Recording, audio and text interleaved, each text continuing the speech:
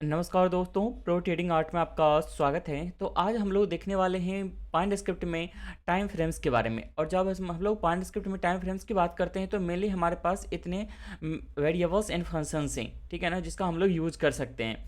तो किस तरह से इसका यूज़ करना है, इन सभी के बारे में हम लोग डिटेल में देखेंगे। तो सबसे पहला है हमारा इनपुट डॉट टाइम फ्रेम, इसके बारे में देखना स्टार्ट करेंगे, ठीक है। और अगर आप लोग पाइंड स्क्रिप्ट का क्लास ज्वाइन करना चाहते हो तो आप उनसे कांटेक्ट कर सकते हो, ठीक है ना। इसका इस तरह से सारा प्रोसीजर है, 3 मंथ्स का वैलिडिटी है। आप यहाँ पे वीडियो पॉज करके पढ़ सकते हो, ठीक है ना। यानी तो आप डायरेक्ट मुझसे कांटेक्ट करना चाहते हो तो आपको ये व्हाट्सएप नंबर है, आप यहाँ पे कॉल या मैसेज करिए।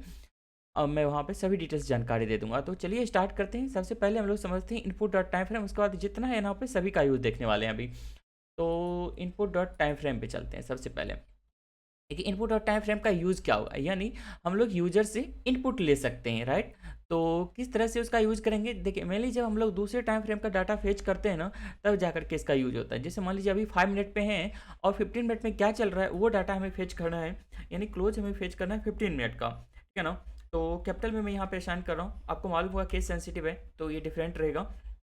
यहाँ पे हम लोग क्या कर सकते हैं, रिक्वेस्ट डॉट सिक्योरिटी करके हमें यूज़ करना पड़ेगा ना, रिक्वेस्ट डॉट सिक्योरिटी। ये हमें दूसरे सिंबल का डाटा या फिर सेम सिंबल का दूसरे टाइम फ्रेम का डाटा फेच करने में हेल्प करता है। सेम सिंबल का यूज़ करना हो तो सिम इन्फो डॉट टिकर आई डी कर देंगे, सिम इन्फो डॉट टिकर आई डी कर देंगे। और यदि दूसरे सिंबल का आपको फेच करना होगा तो आपको वहाँ पे वो सिंबल पास कर दीजिएगा। अब यहाँ पे हमारा टाइम फ्रेम, कौन सा टाइम फ्रेम है, बाय डिफॉल्ट छोड़ दीजिएगा तो चार्ट का टाइम फ्रेम लेगा, ठीक है ना। और यहाँ पे एक्सप्रेशंस में आपको जो चाहिए वो चीज़ आप कर सकते हो। हमें फिलहाल में क्लोज चाहिए तो हमने क्लोज ले लिया। अब यहाँ पे अगर इसे प्लॉट करता हूँ, ये क्लोज है अभी, ठीक है ना, प्लॉट, और इसे भी प्लॉट कर रहा हूँ। अभी देखिएगा तो अगर मैं चार्ट पे ऐड करूँगा तो दोनों सिमिलर रहने वाले हैं, ठीक है ना, दोनों में कोई डिफरेंस नहीं है, राइट। लेकिन अब हमें इनपुट लेना है, ये जो है ना चार्ट का नहीं रखना है, हमें यूजर से इनपुट लेना है। तो टीएफ नाम का हमने एक वेरिएबल बना दिया और इनपुट डॉट टाइम फ्रेम हमने कर दिया यहाँ पे। बाय डिफॉल्ट चार्ट का ही रहने देता हूँ यहाँ पे, ठीक है ना। और यहाँ पे टाइटल में मेंशन कर देते हैं कि हमें टाइम फ्रेम चाहिए, टाइम फ्रेम चाहिए इस तरह से। और इसके बदले यहाँ पे हमने यहाँ पे टी एफ मेंशन कर दिया, राइट। तो अब इसे यूज़ करते हैं और देखते हैं किस तरह से होता है। अभी भी सेम रहेगा क्योंकि हमने चार्ट का यूज़ कर रखा है बाय डिफ़ॉल्ट। अब यहाँ से चेंज करता हूँ, मान लीजिए यहाँ पे 15 मिनट कर देता हूँ। अब एक यहाँ पे चेंज हो जाएगा, अब एक क्लोज यहाँ पे 15 मिनट का आ रहा है, ठीक है ना। उसी तरह से मान लीजिए यहाँ पे और 1 आवर का कर देता हूँ और लेंदी कर देता हूँ, तो इस तरह से आ रहा है ना। अब डिफरेंट टाइम फ्रेम का डाटा फेच कर सकते हो इनपुट डॉट टाइम फ्रेम की मदद से, ठीक है ना। तो एक हमारा ये काम हो गया, इसको मैं कमेंट आउट कर देता हूँ। ये हमारा इनपुट फंक्शन के लिए था, जब हम लोग input dot time frame use करते हैं, ठीक है ना। तो ये चीज़ हो गया। उसके बाद हम लोग चलते हैं दूसरा पॉइंट। दूसरा पॉइंट हमारा क्या है, time frame dot change. Time frame dot change ये क्या करता है, तो इसे समझिए। मान लीजिए अभी हम लोग कितने मिनट पे हैं, 5 मिनट पे, राइट। तो इसे हम लोग सेव करते हैं वापस से और यहाँ पे देखते हैं टाइम फ्रेम डॉट चेंज को किस तरह से यूज़ कर सकते हैं। तो अगर यहाँ इस तरह से लिखिएगा ना, टाइम फ्रेम डॉट चेंज, और इसे अगर सबसे पहले इसका डिटेल्स देखिएगा ना तो ये सीरीज बोलियन रिटर्न करता है, राइट। अगर ये बोलियन रिटर्न करता है इसका मतलब हम लोग इसे प्लॉट शेप में यूज़ करने वाले हैं, है ना। तो कोई ना इस तरह से इज चेंज नाम का हमने वेरिएबल बना लिया। इससे क्या पता चलता है, ANGE होगा ना, इससे क्या पता चलता है कि कोई ना कोई बोलियन रिटर्न होगा, इज लगा हुआ, इन्हें वो लोग कुछ पूछ रहे हैं। अब यहाँ पे हमें पास करना क्या है, तो टाइम फ्रेम पास करना है, कोई भी टाइम फ्रेम पास करना है। सपोज हमने डेली टाइम फ्रेम पास कर दिया। अब हम लोग इसे प्लॉट शेप में यूज़ कर लेते हैं, यानी जहाँ पे भी डेली टाइम फ्रेम चेंज हो रहा होगा वहाँ पे हम लोग इसे मार्क कर सकते हैं। तो चलिए देखते हैं कहाँ पे हो रहा है। तो देखिए यहाँ पे जैसे टाइम फ्रेम चेंज हो रहा है डेली का, है ना। इधर देखिएगा तो यहाँ पे यानी इस ये न्यू डे स्टार्ट हो रहा है ना।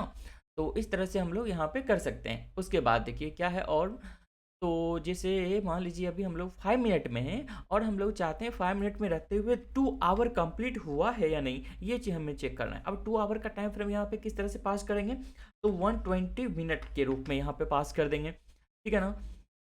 आवर में जितना होगा उसको आपको मिनट में पास करना होगा। देखिए यहाँ से स्टार्ट हुआ और यहाँ पे आकर के फिर से न्यू आवर चेंज हो गया, यानी 2 आवर का पीरियड यहाँ पे इसने कंप्लीट कर लिया। अब यहाँ से अगर हम लोग काउंटिंग स्टार्ट करते हैं, इस कैंडल तक में हुआ ना, देखिएगा तो ये आगे बढ़ गया है, हम यहाँ तक में 2 आवर्स यहाँ पे कंप्लीट हुआ है। तो इस तरह से भी आप मार्किंग कर सकते हैं, यानी 5 मिनट में रहते हुए आपको 2 आवर्स का कोई भी काम करना हो तो वो चीज़ आप यहाँ पे डिटेक्ट कर सकते हो, ठीक है ना।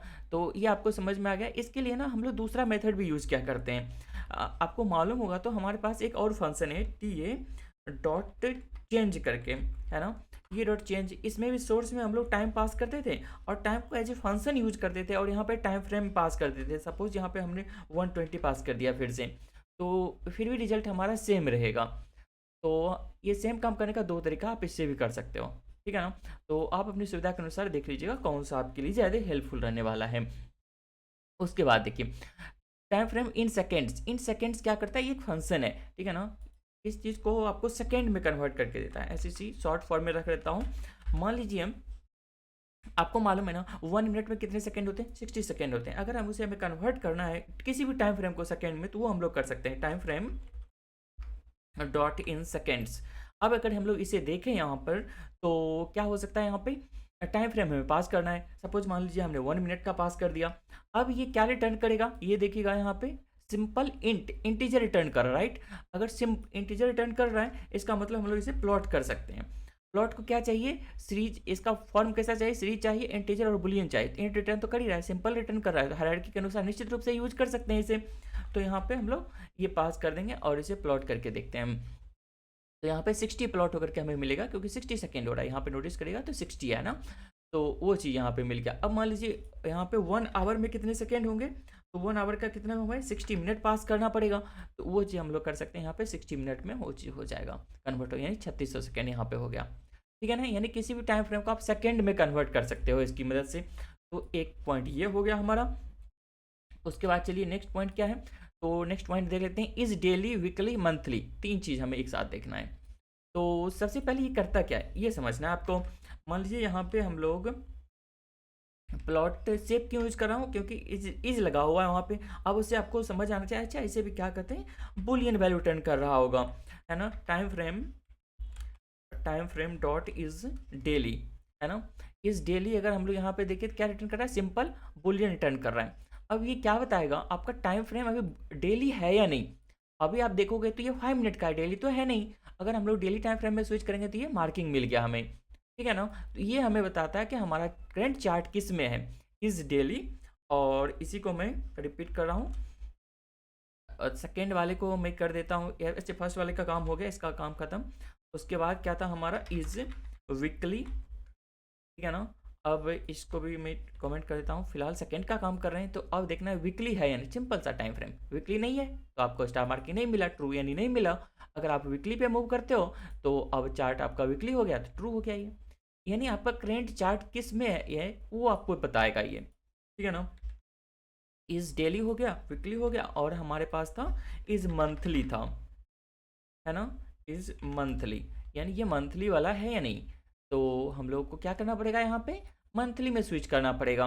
यानी ऐसा हम लोग कब करेंगे, जब हमें कोई भी इंडिकेटर वगैरह ऐसा बनाना होना जो हम लोग चाहते हैं कि स्पेसिफिक टाइम फ्रेम के ऊपर ही काम करे वो। अगर हम लोग चाहते हैं कि सिर्फ इंट्राडे के ऊपर काम करे तो वो चीज़ हम लोग कर सकते हैं, सिर्फ डेली पे काम करे तो सिर्फ डेली पे कर सकते हैं, अदरवाइज इसको प्लॉट ही हम लोग नहीं करेंगे। तो उस तरह से हम लोग इसका यूज़ करते हैं। जैसे इस डेली, वीकली, मंथली हो गया, इसी का हम लोग शॉर्ट में लिखते हैं, तीनों का अगर चेक करना हो इस DWM लिखते हैं, डेली, वीकली, मंथली, ये हमारा शॉर्ट फॉर्म बनता है यहाँ पे, ठीक है ना। तो किस तरह से है, तो इज डेली, वीकली, मंथली, यानी तीनों में से कोई भी हो तो आपको ये ट्रू रिटर्न करेगा, राइट। अगर यहाँ पे मंथली है फिर भी ट्रू रहेगा, डेली है फिर भी ट्रू रहेगा, और यहाँ पे वीकली बच गया हमारा, तो ये रहा वीकली।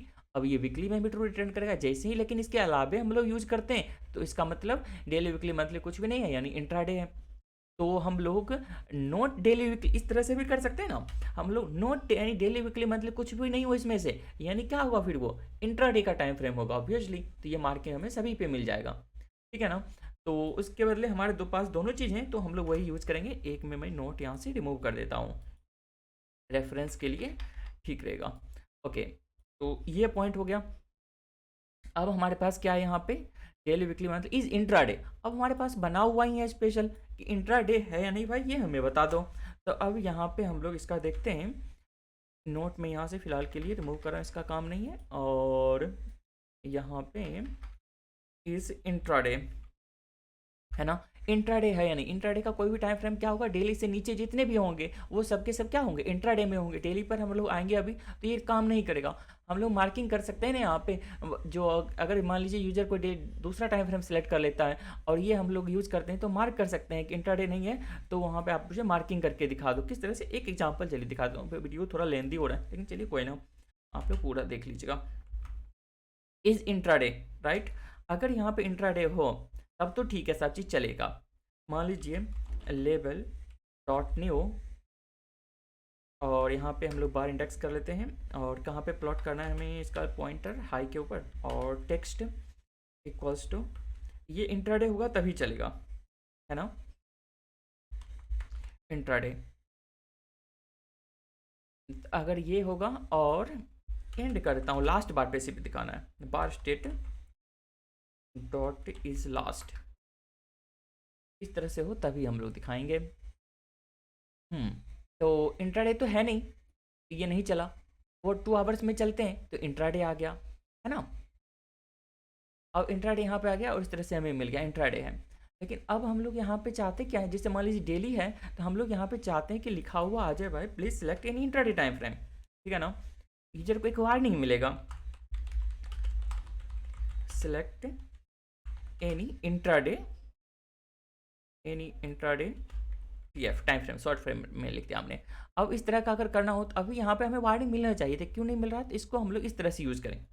नोट यानी इंट्राडे नहीं हो तो इस सब को हम लोग इस तरह से कर देते हैं अंदर में।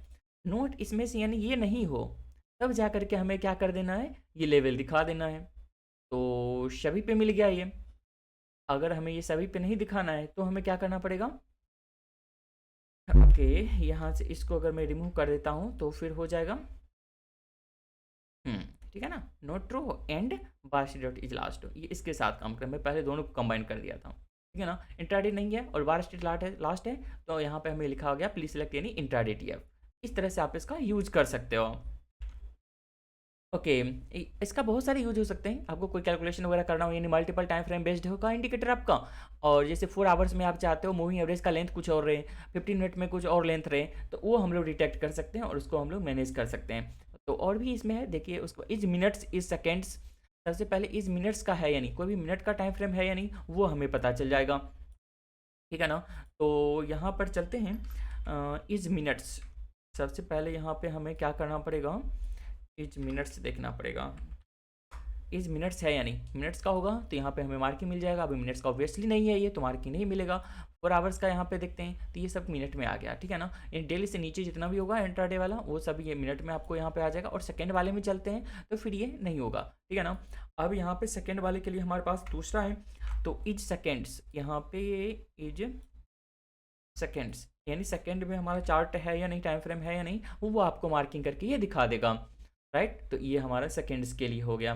उसके बाद हमारे पास क्या है, तो इज मल्टीप्लायर। अब ये क्या करता है भाई, इज मल्टीप्लायर, देखिए इसका है ना सिंपल सा लॉजिक है, आपको कितने के मल्टीप्लायर में ना वो बताएगा किस तरह से प्लॉट। इज मल्टीप्लायर नहीं था ना, टाइम फ्रेम डॉट सिंपल सा मल्टीप्लायर है, और या is multiplier, okay is multiplier है, is multiplier time frame dot, miss कर रहा हूँ मैं, time frame dot is multiplier.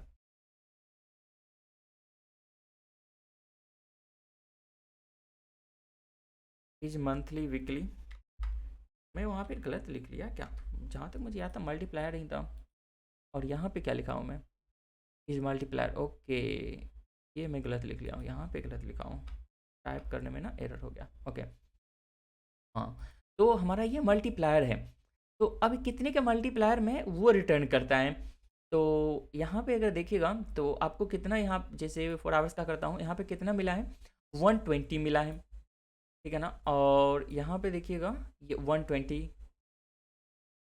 ये प्लॉट हो रहा है ना। उसके बाद चलिए 45 मिनट के चलते हैं, तो यहाँ पे 45 यानी जितना है ना वो आपको यहाँ पे मल्टीप्लायर के रूप में मिलता है। वो जैसे 1 है ना, जो भी टाइम फ्रेम के रूप में 240 यानी कितने जैसे हम लोग मल्टीप्लाई करेंगे, जैसे हम लोग यहाँ पे लिखा करते थे ना, जैसे मान लीजिए कहाँ पे लिखे थे हम लोग, जैसे 60 लिखे थे, इन 1 आवर के लिए हमें कितना लिखना पड़ेगा, 60 लिखना पड़ेगा, वो चीज़ आपको ये बताता है।